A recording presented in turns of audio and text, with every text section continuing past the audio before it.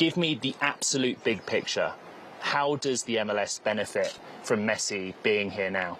You know, when you have the most successful, greatest player in the world, somebody who's played the game at a level, at the national team level, at the club level, in ways that have inspired and entertained and excited and thrilled people for a decade. In our league, having him say Major League Soccer, his league of choice, not Saudi Arabia, not FC Barcelona, it adds just a level of excitement, credibility, and just enormous enthusiasm behind our league. And money? And obviously massive financial opportunity, and I'm sure we'll go into that. But look, the ink is not dry on that contract, but my understanding is 150 million a year in cash, a big number, a share of the team, some sort of ownership, and then you have Apple TV profit sharing.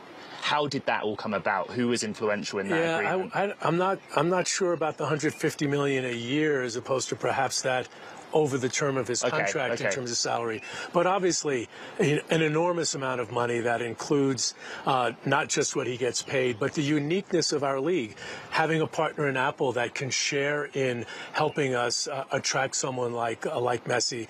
Partnership with Adidas, who can come in and be part of that program. Was that your idea? It was our idea. The league does all these unique things. Well, we've talked about David Beckham and the uniqueness of that deal. We've got partners in the league office in terms of how we're structured, and a very ambitious owner in the Moss family in Miami putting together a deal that I think was more attractive to Messi and his family than playing in Saudi Arabia or going over back to Barcelona where he'd been before. The question that comes next, and it has been raised by the Moss family, is how you replicate the model. So Messi gets a share of the team. Is that going forward how you bring the absolute top tier of player from Europe in particular? Yeah, you remember Beckham had an option on a team, something for an expansion team. It took 10 years. That option was exercised in Miami with Jorge and Jose Mas. We'd never do that again. And though you never say never to anything in life, the likelihood of ever having a situation with a player where they get an opportunity to participate in equity is probably something that we'll never do it again. There was only one David Beckham. There's only one Lionel Messi. But, who knows? Mbappe wants to come into the league, and a team in our MLS wants to do something unique. MLS is ambitious and innovative, and who knows what kind of structure we'll come up with. Commissioner, there's the reality and the scale of this league and these teams. I think Inter Miami are expanding the Fort Lauderdale Stadium, but how flexible can you be in helping them look at other options to build up the scale of attendance, to grow that franchise to another level? Well, we have a unique model in MLS. Soccer stadiums have been built throughout the United States and Canada. We just opened up our 26th in St. Louis this season. Fort Lauderdale was a temporary stadium. They're going to build a new facility in downtown Miami called Miami Freedom Park. So for Lionel Messi's tenure in MLS, they're going to have to make it work there. All the unique hospitality opportunities, ticket pricing, as you know, has really been extraordinarily high. There'll be unique opportunities to generate new revenue. They'll announce a new Adidas MLS jersey sponsor, both on the front and on their patch, things that would be almost unheard of in terms of the levels of revenue. But the stadium is the stadium, and they're going to have to figure out a way to make it work. You mentioned that this was a competition between Saudi Arabia. My understanding is Barcelona also thought to bring their son home. You won. What was the one biggest factor that brought Messi to the MLS? America's a rising soccer nation, and our league is driving a lot of that momentum. And you get a generational player who has an opportunity to not just have a legacy as the best player, the GOAT, if you will, but also be part of driving enormous momentum for the years leading up to the World Cup. Copa America will be here next summer. The FIFA Club World Cup will be here in 25. U.S., Canada, and Mexico will host the World Cup in 2026. And Messi will be the continual part of that narrative. He'd make a lot of money in Saudi Arabia, and I'm sure that was attractive to him. Go back home, as you said, a favorite son. You raise a great point, though, in that Saudi is so present in professional football, soccer.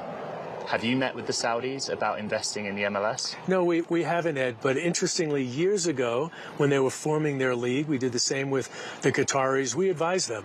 MLS has a unique structure. It was an emerging league that had to capture this unique opportunity. The Saudis are heavily invested in trying to make their league more successful, more popular. The Saudi folk, the people who live there, are very passionate about the game.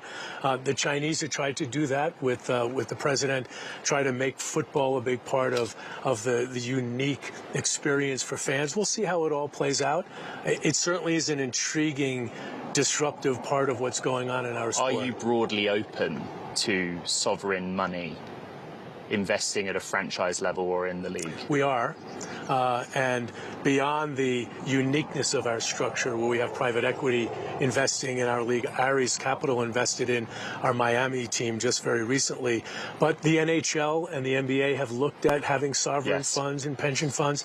MLS looking at the same thing. Very timely news. We'll likely discuss that at our board meeting in in D.C. next week at our All-Star game. So my final question is on valuations, because I had Steve Pagliuca on with me yesterday, co-owner of Atalanta, just made the Europa League.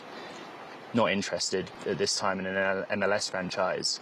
Is that because valuations are crazy? There are some examples out there where clubs are in the hundreds of millions of dollars.